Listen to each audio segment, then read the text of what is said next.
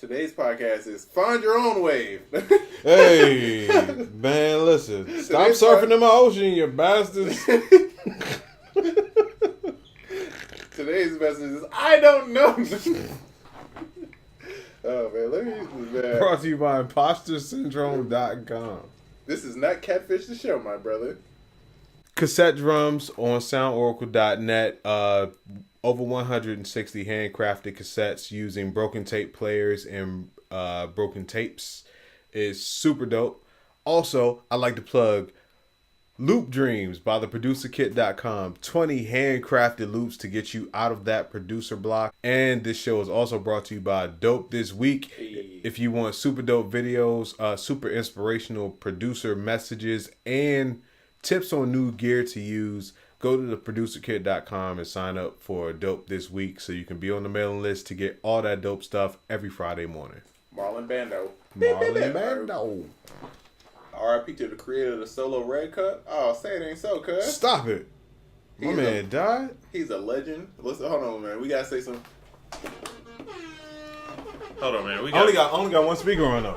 That's where I'm at today. Oh, okay, let's go. It's all good.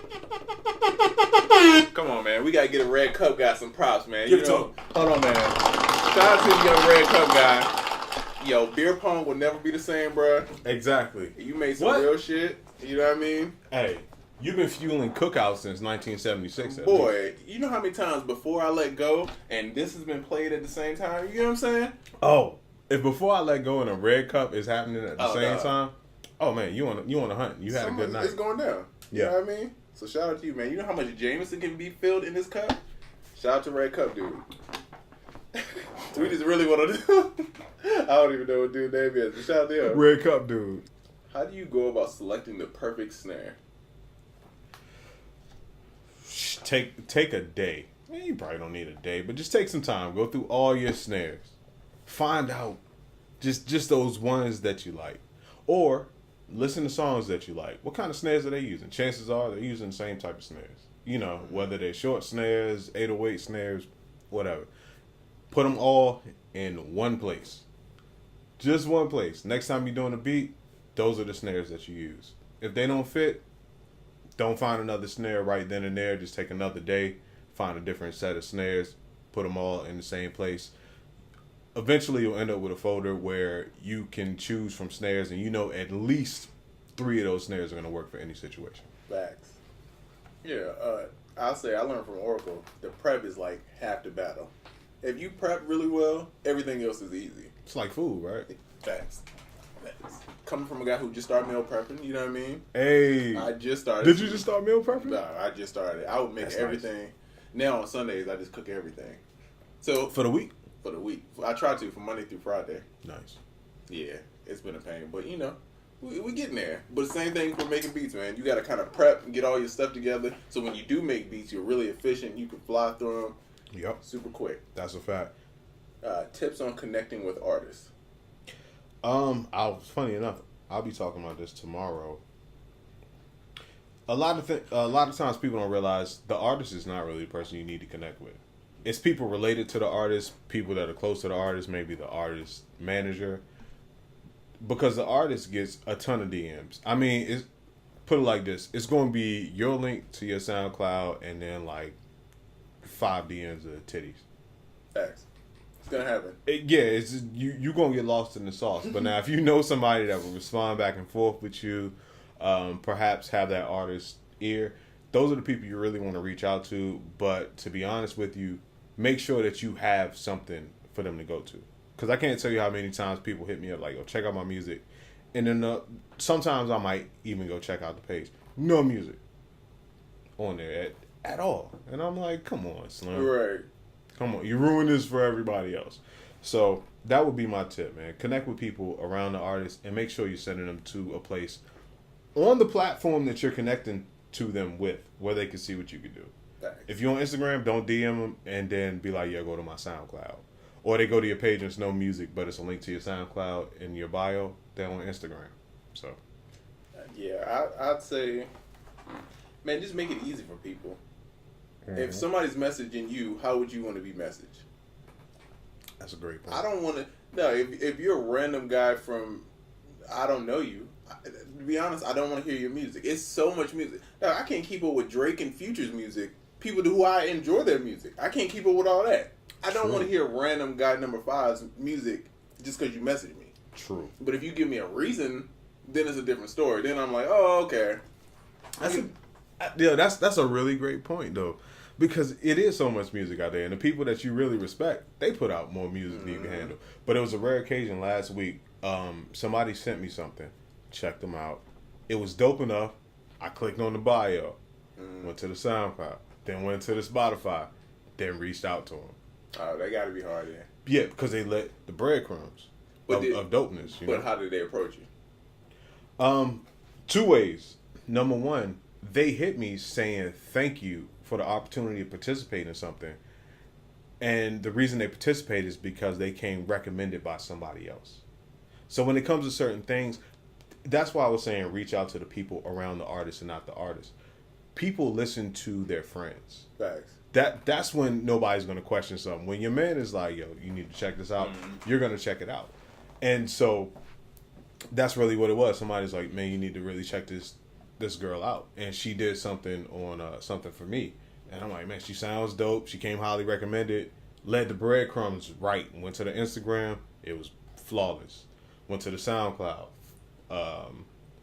Flawless. Went to the Spotify. Flawless. Reached out. And see, that's dope, though, because one, she added value. You know what I mean? And then it was a situation where it wasn't forced upon you. I feel like anytime where it's like, yo, I do this, check me out, bro. I'm like, I don't care. Right. But if it's a time where it's like, oh, this might be dope, or they know something about me.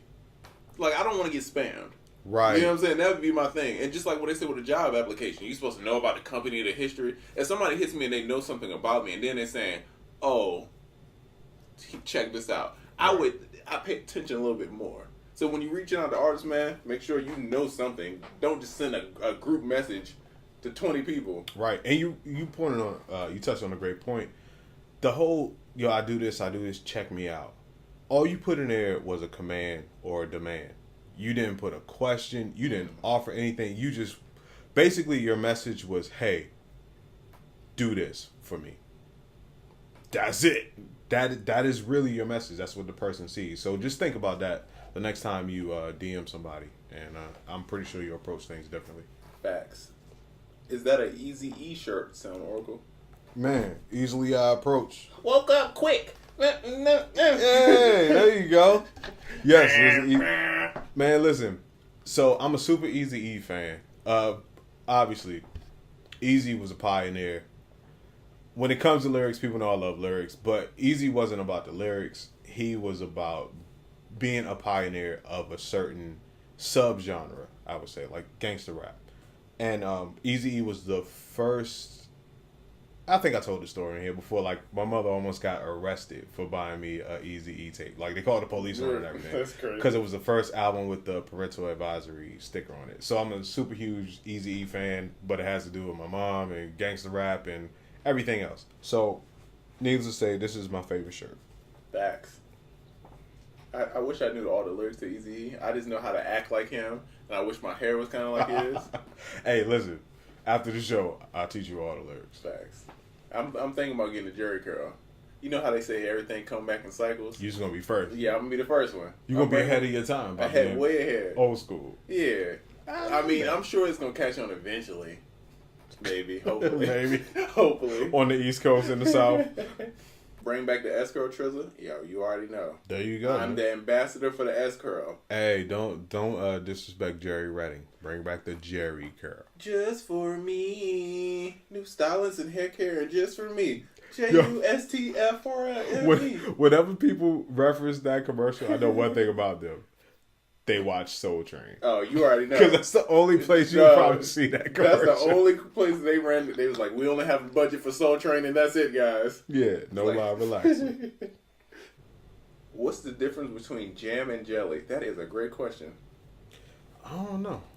I don't know either. I don't know. But you know what? It must be jam because jelly don't shake like that. That is one difference. That is a jelly difference. does not shake like that. That is true. Did I just turn into an old man at a cookout? I think you did. Young blood. That must be. must be jelly don't shake like that. You know what I'm talking about, boy? You know what I'm talking about? You don't know what I'm talking about. You don't know about that young blood. Drum. Wait. Did you do it for the Did you see that? No, it was actually, I leaned back in the chair, but it was nice. It was nice. I thought you meant to do that. I was like, wait. Smack cam. Drums or melody first? Oh, man, that's an old school question. We ain't had that one in a minute. But a very controversial one. Yeah, we both are melody first. Mm-hmm. But I know people that are drum first. Michael Jackson in his interview says melody is king. Ooh. So for me, it's like if the because you could have dope drums with a whack melody, nobody's gonna really mess with it. For me, but you could have a crazy melody with terrible drums, which happens all the time. Very true. And people jam with it. I like that philosophy. But yeah, melody first. It's really your cup of tea, whatever your cup of tea is. I'd say try both ways. One way is gonna speak to you more than the other. That's for sure. What is your thoughts on Defiant Ones? You want to start this one? Man, I was motivated like hell. Yeah. It's like a couple things. Like when I watch Entourage, I be wanting to be like, all right, go. I want to cut somebody out. I be just want to call somebody like, get him on the fucking phone. Right. Get my money. Even though I don't be knowing what I'm calling them for. It just be random people. I just want to call somebody like that. You know, I just want to be Jimmy Iovine, man. That's how I felt. I watch Defiant Ones, and I was like, man, not only do I respect Dr. Dre more, yeah, but Jimmy Iovine, I'm like, man, dog, one of your first sessions was with the Beatles, man, like John Lennon, bruh. Crazy. Yeah, man, you gotta respect the greatness. And it goes to show, like, when you're just doing something, you just being you don't really know what you're a part of at the time. You don't know it's going to be the greatest thing in the world or whatever. But Jimmy led a life of, this is me, this is what I do, this is how I'm going to do it. And everything that you see from all these great people, it's just them doing what they believe in. So for me, it let me know that anything is possible still. It just like furthered that with me. And on top of that, it was just hella motivational, man. Like, boy, everything about it is motivational. And I feel you. Like, it's like watching Entourage. I either want to be Ari or Vince. And it's dope because I feel like both of us are kind of around that Jimmy. We were around that Jimmy circle. It's like certain people that we were kind of from, like the Usher. I'm from the Usher camp. Not necessarily from him, but I'm descendant. You know, not the So Def camp, but I'm a descendant of all of that because the people that I associate with. You know what I mean? Yep. I feel like we both come from this Jimmy because of the Polo thing. Yep. And Polo and Tim. You know what I mean? Yeah. Me not as much. But I feel like, you know, a little bit. Yeah. A little bit. I got some of the Esther Dean, some of the Polo, some of the Tim through you, I guess. Yeah, I remember when Esther Dean first got there. That was crazy. It was shortly after I got there and Jay got there and we had all started working with Polo. And, you know, you would see Jimmy and Polo would always speak highly of Jimmy. Mm-hmm. And I didn't realize at the time how close or how involved I was, or we all were in that Jimmy Iovine machine. Like, he birthed a lot of careers. Damn. Pussycat Dolls, then Nicole, whatever her last name is. Seagrams. Nicole. Right. But, yeah, man, it's just crazy because I could honestly say I probably, more than likely, wouldn't be the exact same person I am today if it wasn't for Jimmy Iovine indirectly. Facts. That's how it is, man. Like, a lot of the influences we have is like indirectly. Mm-hmm. You know what I mean? Like, we've learned from one person who learned, like the Devontae Swing influence. We both have a lot of Devontae Swing, and it's like, oh yeah, which is crazy, dog.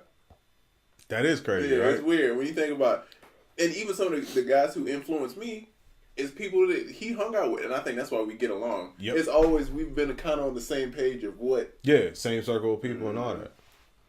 Funny thing is, I was looking at tags related to music on Instagram earlier, and so many people just have pictures but no actual music content. Yep. Facts. That is true. It's like a picture of you hanging out with your man or you at your son's baseball game. I'm like, your bio says nothing about this. And I mean, we'll talk more about it in the class. But the way I look at Instagram is, it's your TV show, right? Mm-hmm. So if you're watching a TV show and it's nothing but commercials, you're not really going to pay attention. Exactly. If you watch a TV show, you really don't understand what's going on, you're going to change the channel. Exactly. So you have to make your Instagram very clear. Yep. And to further that, you're looking for certain shows on a certain schedule. You know what I mean? So if you keep going somewhere, you don't see what you came to see, you're not going there anymore. Facts. Yeah. Triz, you still trying to get that Vegas residency? Facts. Yes. I'm trying to have Young Oracle on the mic. Mm-hmm. We're pouring champagne on random people. Yep. Yeah, and I'm gonna do like the little fist pump thing. I'm gonna be yeah. Because that's what they do, right? That's what they do in Vegas. That's what you gotta do. And I'm gonna be mad lit. You think I'm drunk now? Oh, I'm about to be ignorantly drunk, okay? This drunk ass party was brought to you by UnQuantized Podcast. Whatever the house drink is. Right. So yes, sir. But yeah, I'm still working on it, man. At what point should a new producer start registering their beats? Is it necessary starting out? No, it's not. You, what you're doing is you're going to send yourself down a road of protection and building a fort around something that you don't know if anybody even likes. Thanks. I would explore the fact that you have something, like get something to protect before you just Fort Knox your whole beat collection. There you go. That's just my personal stance on it. I say when stuff is getting played on the radio and stuff is circulating online, you're getting not like 1,000 views. You're getting like hundreds of thousands of views. Right. Consistently. Yeah, then you want to make sure you're aware of your stuff. Yeah. But if you're just kind of doing it, at the beginning, you know what I mean? Yeah. Keep it pushing. Worry about the other stuff. Right. It's like saying, what am I going to celebrate after I win this boxing match? Like, well, you got to fight first. Thanks. Conor McGregor. Nobody thinks he's going to win. No. There better not be nobody in here that thinks Conor McGregor is going to beat Floyd Mayweather. Fact. Not happening. Yeah, not happening. That's like, I'm trying to think of a good, that's like Taylor Swift beating Timbaland in a beat battle. Holy shit. Wow. It's like they're good at different things. You get a single just... Facts. Yeah. I have a question. How do you get placements in an industry where people only want to work with people with credits? That's not true. Nah, they don't. But if that's your look on your outlook on it, I would say get you some damn credits. First off, but that's really not true. People want to work with talented people, but the talent is minimum. People want to work with people that look like they're working and are good. So like I said, if I go to your Instagram page and you're a producer and ain't no music on it, you're not serious. You're not serious about this. People don't want to work with that. But when people see you out there all the time, and it's where they see you and it's the amount of times that they see you. When people see you everywhere, you ever get those messages, damn, you everywhere, cuz I see you, mm-hmm. I saw you here, I saw you there. Then people start looking at you, and then you're worth paying attention to. Facts. That's the thing. But if you think just because you can make a beat and you can throw it into a hat, which is essentially what you're doing if you don't have any credits and you're just submitting stuff, that's not going to be the wave for you. You gotta build something that people want to pay attention to even be like, let me see what this is about. And for real, it's really not the credits, it's the relationship. Yeah. You know what I mean? Now, if Brooks Rico, the dude who managed Metro Boom and the Sunny Digital, mm-hmm. if he managed New Guy, even if you had no credits, you will get popping. Mm-hmm. I guarantee he can get you a placement. But it's because of his relationship. It ain't because you got these credits. So the credits, I mean, they do play a factor, but it's not as big of a factor as you. It's the relationships. It's knowing that this guy and this person can vouch for this person. Right. So you need to start. I would say just work on your networking, man, and build your who you're associated with. Add value, as we always say. Yeah. And you be good, man. You be good in these young streets. Hey, in the words of one of our great American leaders. Facts. Oh, God. That's you, bro. That's you. That could have went so many ways. I thought you were going to do the Barack Obama. Wagwan. Wagwan. What are we at? It's lit. Michelle. Is time stretching samples on the Machine Studio necessary to get a smooth groove? Oh shit, smooth groove. Smooth groove. That sounds like a damn album. Well, then you know it. Now what we call smooth groove. That shit got to be followed by volume insert number here. Volume 58. Wait, that was a value. You know when people used to do what was that CD jump? No, that's what we call it. Yeah, it was Smooth Groove's volume, like whatever. And somehow we get these CDs. I know I wouldn't buy it, but I was good. And they would have the occasional samples on them. So yeah, Smooth Grooves. Featuring Keith Sweat. Make it last forever. Followed ironically by Kenny G. Evelyn the Champagne. Okay, man, I'm done. Is the stretch of samples on the Machine Studio necessary to get a smooth groove? No. Does it give a more different feel compared to its regular tempo? Yeah, it does give a different feel, but is it necessary to get a smooth groove? No, not at all. Before you do anything to your sample, it should sound good enough to use then. Facts. That's my thing. Anything else, the way I do it is I get it as right as I possibly can to where I can use this as is. And then anything else I do to it after that is just making it better. But I don't do stuff to it to make it smooth or good or acceptable. You feel me? There you go. Yeah. And Black, this is a message for you. Oh. How much do new producers make? Not a damn thing. You make zero, son. Negative $1,000. Right. How much do volunteer Red Cross people make? It's zero. New producers is like growing up in a really hood black family. You Right. start out in debt. You have to work your way out the hole. How much do new basketball players make? I mean, when you're in high school, how much do you make then? Facts. But you're a new basketball player because you want to be in that league. You got to prove that you're worthy of being in that league. New producers don't make shit. Straight up. Facts. Is it normal for producers not to see money for 2 years for a project? Heard the Dream mention it in an interview. Facts. Yeah. Hey, man, every project has its own lifeline or its own timeline and all those lines.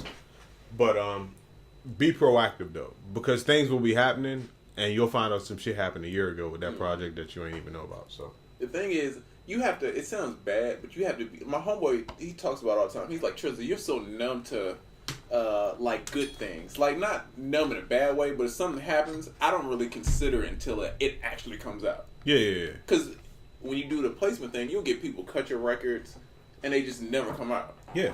So you can't really get excited until it actually is there. It comes Never. out. That's the only way you can be, so you have to get this, build up this toughness of like, okay, I'm going to keep working. I'm just going to keep doing my shit and keep my head down. And everything I do, I just act like it's never going to happen. And what's the next thing? Because we sat here and talked, I think it was last week or the week before, about how many songs we got from major artists that just never came out. Oh, man. I got a whole album from a major artist. Oh, you played me. You played me. I wish. Can I say who it was? Sure, why not? I don't care. You played me. Oh, yeah. Woo, that joke was so hard, bro. Yeah. That joke was crazy. Mm-hmm. But depending on what they got going on, you never know. Might not ever happen. There you go. So you got to keep it pushing, man. And this is why we tell you guys to be about your business. Because if you're waiting on these music checks, oh boy, you are in for a surprise. Yep. Who won the Tim Swiss battle? It didn't happen yet. The winner was Rockwaller. He came through with a beat thing and he threw it at Swiss Beats, and then he hit Tim with the damn DDT, and it was like the Royal Rumble. And then he climbed up the ladder, got the belt, and then Vince McMahon was like, "You're the new champion." Yep. That's what happened. Then he snared all over the crowd. Yeah, and then Stone Cold, and then D'Lo Brown came out of nowhere. It was crazy. You should have saw it. Pay-per-view. You never watched wrestling, did you? Y'all are dope. Hey, shout out to Appreciate it. Always great Q&A. Hey, appreciate it, man. Hey. Even when we think we hurt, we're healthy. Even when we're slightly inebriated, maybe a little drunk, you know what I mean? And maybe saying some shit that we probably shouldn't, because people over here copying our damn ideas. No mistake. Hey, wait. Good point, though. Good point. We had a little mid-show segment in that, it's probably like 2 minutes. But we discussed a lot in that 2 minutes, and we saw some crazy things. Well, if you're going to swagger jack, man, at least make it doper. You got to make it better. You got to innovate, man. If That's the thing. If you're going to swagger jack, you got to Elon Musk it. You know what I mean? You got to motherfucking make some cool shit happen. You better make SpaceX. Yeah, you can't be dumbing this shit down. You can't be out there making slow tools and think you're going to compete with Avid or whoever. You know what I'm saying? You can't be out here thinking you're going to make Logic with nonsense, okay? Get that shit out of here. Let me know when you want to talk about it. We have a special announcement. Oh, I forgot. We didn't even bring that up at all. Damn, I forgot all about it. What we got, 30 minutes? Yeah. Okay, let's talk about it. Yeah, well, hold on. Let's we're gonna bring it up. So we have a guest. Yes, we do. For next week. We have a special guest for next week. You know what I mean? One of the homies, somebody I think you guys will appreciate, have some Grammys. Mm-hmm. You know what I mean? Quite a few, actually. Quite a few Grammys. Yeah. So I think, they're gonna be live. So if you guys have questions, please, you know what I mean? For a GOAT. For a GOAT. This is a legend. You're dealing with the young sheep right now, but if you got questions for a GOAT next week, yeah, let us know. We'll talk about who it is in a minute. What would you have done different production-wise on the story of OJ? Nothing. Yeah. I think that was again, it's about the song. It's not about...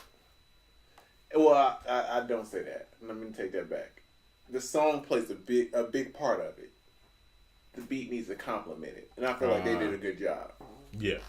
No, you know what? I feel the same way. I was talking to, in full disclosure, I think I was talking to my wife the other day, and we always talk about that album. And the OJ joint, I'm like, it's things about that joint that were distracting me. But then if you ask me a separate question of how I feel about the song, I'm like, one of the best songs on the album. It's fucking awesome. The lyrics are great. The beat is great. Facts. Every time you talk about that session, Oracle, I can feel that energy resonate, bro. Shit must have been so unreal. Slim, I will never stop talking about that. And I doubt. I pray that I do, but I doubt that I'll have not only a better session than that, but you got to think, I was in that session repeatedly for 4 months. You always get those opportunities of these like dream sessions, and you like, yo, this is the ones you tell your kids about. You know what I mean? It's like like your great grandkids, they be like, yo, he worked with this person and this person. Those are the ones you dream about. Like you work your whole life to get to these points, and then it's like, I made it. You right, yo, that's the thing. And ever since the first time the question was posed to me, which was the Beats Grinds and Life podcast, I keep thinking, I'm like, yo, that was the shit. And I always put myself as the person in the room. Because I asked you who, and one random person in the room. It was me. Because I was the random person in the room. Fact. And in my greatest session story, I don't want to be the greatest person in the room. I want to be the guy that's around people, and I'm so just elated to be there, and I'm just so in awe of being there. And that's exactly how I felt. That's why that will always be my greatest session. Now, if I was in Tim's position, and it was Beyonce and Jay-Z, and Tim was the co-producer, don't get me wrong, that would have been amazing. Right. But it would not have been the same experience. Right. Yeah. Facts.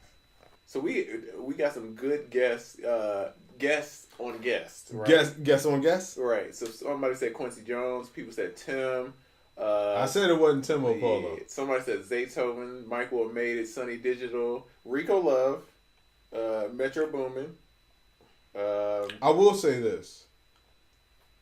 I heard the guesses when I was taking the nature break. Somebody said the right thing. Mm-hmm. Is it JD? I would say close. I'd say you're poking in the right direction. Well, at that point, everybody should know. Yeah. I don't know. Yeah. I like to see the guesses. Somebody guessed it. Somebody said it. I will say at this point, neither one of us is probably going to say if you're right or not. Yeah. Young B. Cox. Young Brian Michael Cox. Yes. Hey. Young Nacho Johnny himself, Brian Michael Cox. Nacho Johnny. Will be on the UnQuantized podcast next week, man. That is the homie. The young homie talking about, God, if you think about R&B, He is like That's it. that. If you think about postmodern R&B, he is one of the biggest influences of R&B, I would say. My thing is, if you think anything past Jodeci, or even maybe even during some of Jodeci, his name is in the top 5. Facts. Yeah. So yeah, man, we got young Brian Michael Cox on the podcast next week. Hit the horns. Yeah, man. We need the horn on that shit, bro. We need this shit lit. Young B Cox, man. Looks like you ditching Amazon for a half day. Facts. Hey. So I need you guys to really think of some dope questions for this guy, man. Yeah. Because it's going to be live. It's going to be just like how it is now. Saying we're going to read the questions, and it's only going to be me and Oracle kind of filtering them. So long as they're not no ignorant, stupid questions. Right. We're going to ask them. But think about how many times do you get to ask a legend, I mean multiple Grammy winner, questions about things that you want to know. There you go. Rarely are you offered those opportunities. For most people, I'm willing to bet this is the first time you ever offered the opportunity to ask a legend in the game whatever questions that you want. Really, whatever. Yeah. So I would take advantage of that. And I would be here. Number one, I would be here on time. I would have my questions ready. And I guess this is advice to us too. We got to sit here with them. We got to ask them questions. But you guys should be ready for a special guest. And make sure you ask the special guest special questions. And this is the first of many. You know what I mean? The first of many. We already got a couple other people planned out who we're going to get. But this is the timing worked out. This is something that was supposed to have been happening. Yeah, it just took a while. Yeah, the timing just didn't work out. Hey, but shout out to us for having a guest on the show. We're growing. Yeah, it's our first guest. We trying to, you know what I mean? Right here says time to do some homework for next week. Hey, shout out to you. That's how you do it. He's taking it right. He learning. Man, this is crazy opportunity. Yeah. And how I met B Cox, if y'all don't know, is like a mentor for me, right? Mm-hmm. I have a couple mentors in music. Oracle's one of them. Right? Hey. You know what I mean? B Cox is one of them. And I met him because one of the guys who taught me is named K-Fam, right? K-Fam was signed to Noontime with B Cox. K-Fam was one of the guys who kind of, when B Cox was young and starting out, K-Fam kind of helped him. So K-Fam helped me become who I am. So I met him through that whole situation. He's always gave me advice, always kind of looked out. We hang out. We always go to parties and shit. We DJ the same parties and stuff. So this is my dog. This is my bro, man. So I'm happy that we finally got him coming on. And he's one of the people that gives great music stories. Oh, and yeah, he's one of the people that goes in on the answers. Oh, yeah. So please, guys, I want you guys to sit here this week, do some deep research, man. Be on your best behavior. Ask these 5 questions. Don't ask, how do I get more placements? Come on, man. We get that all the time. Or please don't ask, how can I send tracks to you? Yeah. We won't even read that shit. Yeah. I'm not even going to lie to you. But, you know what I mean? Get them questions together. So we hype about that, man. Yeah. And we might, I don't know, we're going to figure out some cool shit to do with them. Oh yeah. Oh, yeah. It might not just be podcasts. It might not just be talking. It might be something different. Yeah, we're going to find some shit, man. Well, this week is, we're going to have a meeting of the minds. Facts. So do you think it's good to make beats for who you believe in, but selling to who you don't know? Of course, negotiations are included. I'm not mad at that. What's your business model? Yeah, are you Publix grocery store? They can't be like only the best people can buy groceries here. Right. You know what I mean? It depends on what you're going for. Like, my goal is to win Grammys. I want to get on albums. Mm-hmm. I don't care about... The money isn't my goal for making music. So I'm going to do stuff in my... You know what I'm saying? For me, I'm going to do stuff to get these Grammys and these albums. It's not necessarily the money. Well, what you understand is that, honestly, whichever route you choose, the money will... Some type of money will come. It's going to come with it, right? But I'm not looking for the money up front. So I'm not basing my business off of this money. Mm-hmm. So when you lease beats, it's all about the money. Because it's no meter of like who gets on your beat. It's nothing that qualifies that person. For somebody to get on my beat now, I want you to be dope. Because if you whack, I'm going to tell you like, no, this trash, this ain't coming out. And we're going to stop it.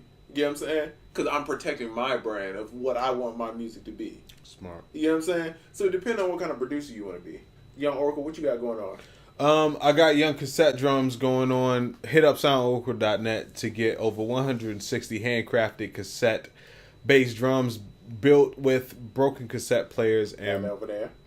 broken tapes also over there. What about you, sir? Loop Dreams, theproducerkit.com, man. Go check it out. 20 melody loops, keep you inspired, man. If you ever stuck on a beat, get Loop Dreams. Facts. New blog, tips to create better melodies, theproducerkit.com. New remix, SZA, The Weeknd, Triz La remix, some house vibes, you know what I mean? Keeping it upbeat, keeping it fun. Yeah, so that's what we on, man. Right. So yeah, this been UnQuantized podcast. Damn, we kicked us off. I was about to do like episode 18. Thanks for the Charlemagne, John. Right. I was listening to them this morning. I was like, oh, Charlemagne got the dope. If you think we are unquantized and offbeat, you're right. But if you think that we are quantized and on beat, you're also right. This is the UnQuantized show.